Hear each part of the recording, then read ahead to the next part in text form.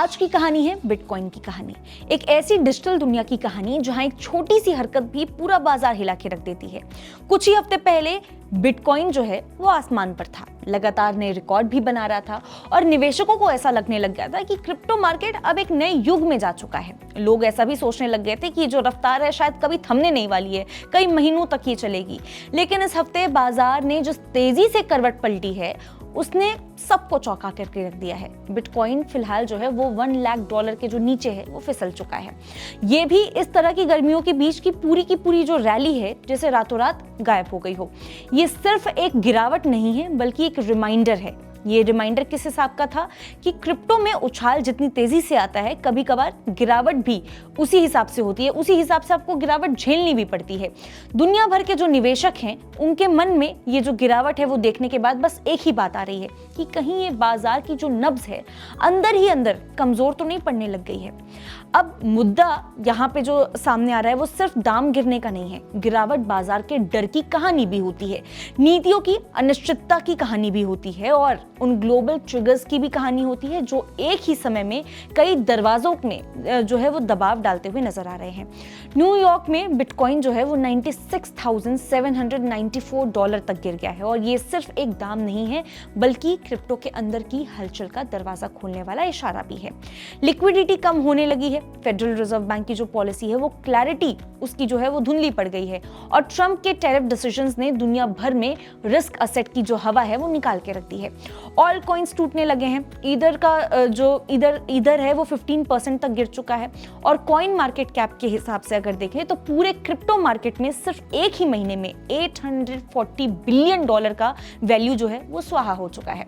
ये आंकड़ा सुनने में जितना बड़ा लगता है बाजार पर जो उसका असर है वो उससे भी ज्यादा गहरा है, क्योंकि क्रिप्टो में वैल्यू का कम होना अक्सर सिर्फ नंबर्स की गिरावट नहीं होती, भरोसे की भी गिरावट होती है और ये भरोसा मेरे और आप जैसे आम निवेशकों का होता है। और यहीं से कुछ सवाल हमारे सामने खड़े होते हैं। सबसे पहला सवाल, क्या क्रिप्टो जो है वो अपनी तेजी वाले जो दौर था उससे बाहर आ चुका है, उसके तेजी का दौर खत्म हो चुका है?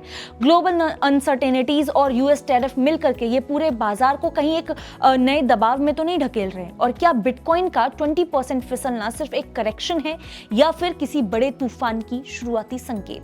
क्या जो लेवरेज ट्रेडर्स है उनका साफ होना एक इस गिरावट को और भी ज्यादा गहरा बनाएगा? और ये भी कि यूएस की जो सपोर्टिव पॉलिसीज हैं उसके बावजूद क्रिप्टो इतने जल्दी कमजोर कैसे पड़ रहा है? क्या है इसके पीछे की वजह? तो ये जो तमाम सवाल हैं इनके जड़ तक जाना बहुत ज्यादा जरूरी है और इन्हीं सवालों के जवाब इस रिपोर्ट में हम आपको देने की कोशिश करेंगे।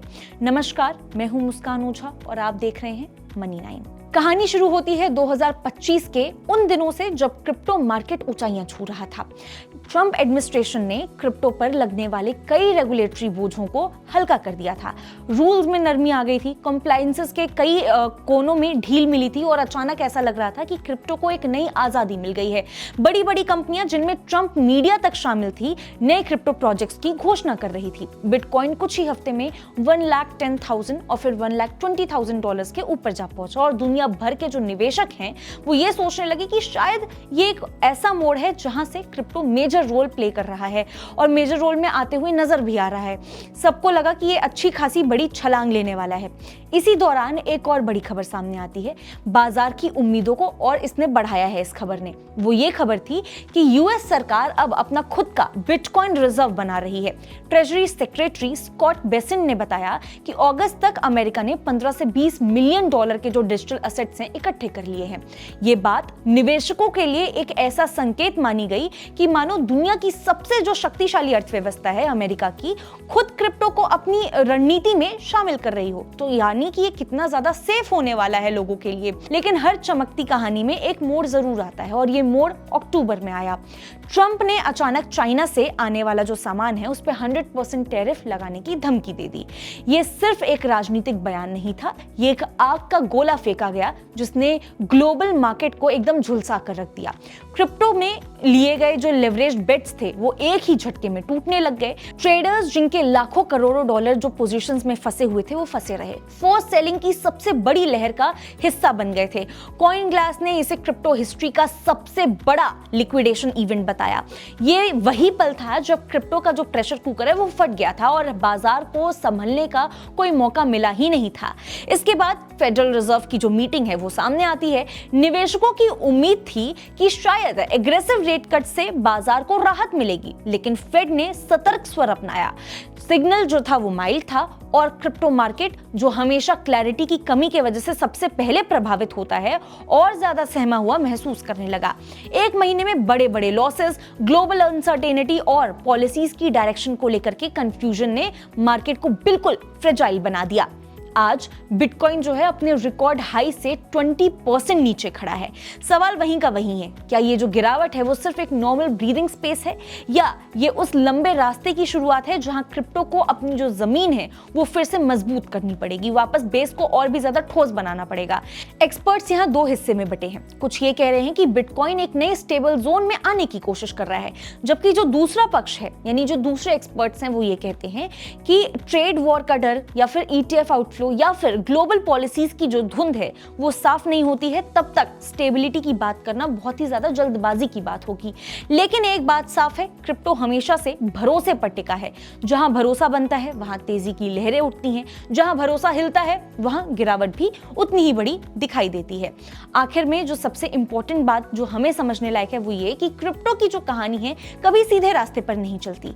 ये एक रोलर कोस्टर है। मोड़ या फिर ढलान, उछाल या फिर गिरावट, सब कुछ एक ही सफर में आपको झेलना पड़ता है। लेकिन इस सफर का जो एक नियम है वो ये है कि सीट बेल्ट हमेशा आपको बांध के रखना पड़ेगा। आप सीट बेल्ट बांध के चलिए ताकि किसी भी तरह के अगर आपके साथ कोई एक्सीडेंट होता है, कोई दिक्कत आती है तो आप अपने आप को संभाल सकें। बिटकॉइन की ये जो गिरावट है वो भी उसी सफर का एक हिस्सा है और ये कहानी फिलहाल अभी खत्म होती हुई बिल्कुल नजर नहीं आ रही है। अब इस कहानी पे आगे क्या अपडेट्स आने वाले हैं वो हम आपके साथ शेयर करते रहेंगे। तब तक के लिए देखते रहिए मनी9। ग्लोबल संकेतों के दम पर कैसे खुलेंगे हमारे बाजार? क्या कह रही हैं खबरें और ब्रोकरेज रिपोर्ट्स? किन शेयरों में बनेगा पैसा? बाजार खुलने के बाद क्या खरीदें, किन शेयरों को करें पोर्टफोलियो से बाहर? कैसा रहा बाजार का दिन भर का कारोबार? कैसे तैयार करें कल के बाजार की स्ट्रैटेजी? इन सब सवालों के जवाब जानिए मेरे साथ ओपनिंग बज और क्लोजिंग बज में, इन वक्त पर सिर्फ मनी9।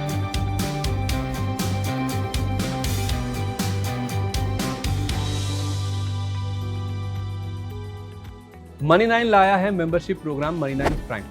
अब आपके दिमाग में कई सारे सवाल होंगे, मसलन आखिर क्या है ये मनी9 प्राइम, आपके लिए यानी दर्शकों के लिए इसके क्या फायदे हैं, और एक बड़ा सवाल ये कि मनी9 प्राइम से आखिर जुड़ना कैसे है। तो इसकी पूरी जानकारी हम आपको देने जा रहे हैं।